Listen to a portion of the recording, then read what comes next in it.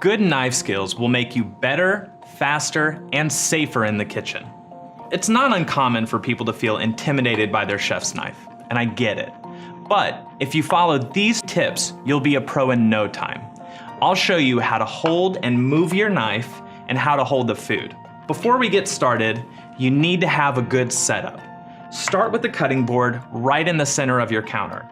I have 2 bowls here, one for garbage and one for finished foods. I keep a towel and a scraper handy so I can keep my board and my knife clean. If you're right-handed, you'll work from left to right, and if you're left-handed, just flip this setup around. The most important thing to start with is the way you hold your chef's knife. Instead of gripping the handle, pinch the heel. I put my thumb on this indicator and then wrap the rest of my fingers around the handle. Holding the knife this way gives you the most control, balance, and strength, so you stay safe as you cut. Now that you've got your grip down, let's practice the rock slice.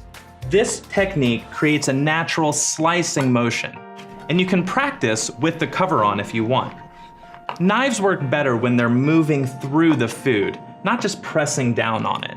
So by keeping the knife in motion, you're constantly slicing through your food. Now we're ready to add some food to the mix, but you have to know how to hold it. The way most people cut food, they keep their fingers right next to the knife, and that's what you want to avoid. So I use the claw grip. It keeps your fingers away from the blade and lets your knuckles act as the guide for your knife.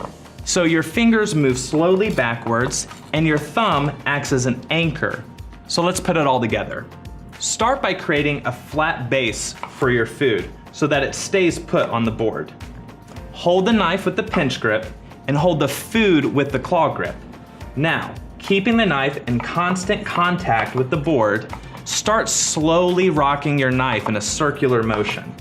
Once you get comfortable, you can speed up, and eventually you'll be cutting like a pro.